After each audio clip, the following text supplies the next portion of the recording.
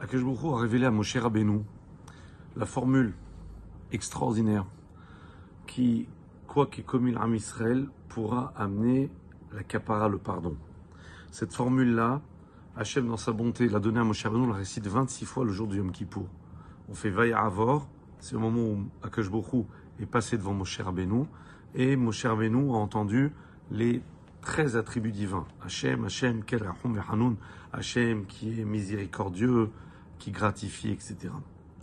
Ces 13 midot-là, les 13 attributs divins sont repris dans le prophète Micha, sous une autre forme. Mi El Kamocha, qui est comme toi, Hachem, Noseavon, Afesha, qui supporte la faute, etc. Il y a un livre extraordinaire qui a été écrit par Rabbi Moshe Cordovero, le Tomer Déborah, qui explique chacune de ces midot. Je voudrais juste expliquer la première mida. À guise d'introduction, pour expliquer cette première mida, je voudrais simplement expliquer que Avraham Avinu a découvert Dieu. Donc Avraham Avinu se rend compte qu'il y a un créateur incréé, omniscient, omniprésent, omnipotent. Et la question est de savoir qu'est-ce qu'on fait maintenant. On a découvert qu'il y avait Dieu. On a découvert Hachem dans le monde. C'est ce qu'a fait Avraham Avinu. Et alors, qu'est-ce qu'on fait? Avraham Avinu, notre ancêtre, a compris quelque chose d'extraordinaire. Avraham Avinu a compris qu'en fait, découvrir Dieu, c'est pas seulement le connaître, c'est pas seulement être convaincu de son existence, mais c'est Ma'ou Afata. De la même manière que lui il est, sois le toi aussi. C'est-à-dire ressembler à Hachem, s'identifier à Akadosh Baruch Hu. Finalement, la vocation du judaïsme, c'est s'identifier à Hachem.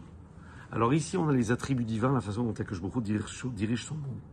La première mida, Mi El Kamocha, qui est comme toi, Hachem, vient nous dire, Rabbi Moshe Cordovero, Akadosh Baruch Hu connaît tout. Akadosh Baruch Hu a l'omniscience. Akadosh Baruch Hu est au courant de tout. Donc il est au courant de chacune de nos bêtises, de nos bourdes, de nos erreurs, des gaffes qu'on commet. Et pour autant, Akadosh Baruch Hu qui donne la vie et qui maintient le monde et qui maintient les personnes, Akadosh Baruch Hu nous maintient, nous garde vivants, continue à nous garder vivants alors que nous sommes en train de contrefaire sa volonté.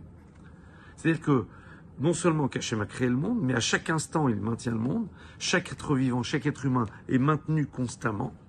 Et ici, ce qu'on est en train de nous dire, c'est que non seulement chaque être vivant est maintenu vivant en permanence, mais plus que ça, même s'il contrefait la volonté d'Akadosh Baruch Hu maintient cet homme en vie. En quelque sorte, malheureusement, lorsque l'homme commet un péché, il va faire qu'Akadosh Baruch Hu va non seulement le maintenir à lui vivant, et va le maintenir vivant bien qu'il soit en train de contrefaire sa volonté, exactement à l'instar d'un homme qui est en train d'être tenu par une corde, il est dans un ravin, et puis il regarde le bonhomme qui est en train de le soutenir, et il commence à l'insulter, il insulte à lui, il insulte sa mère, il insulte sa famille, normalement il a envie de lâcher la corde.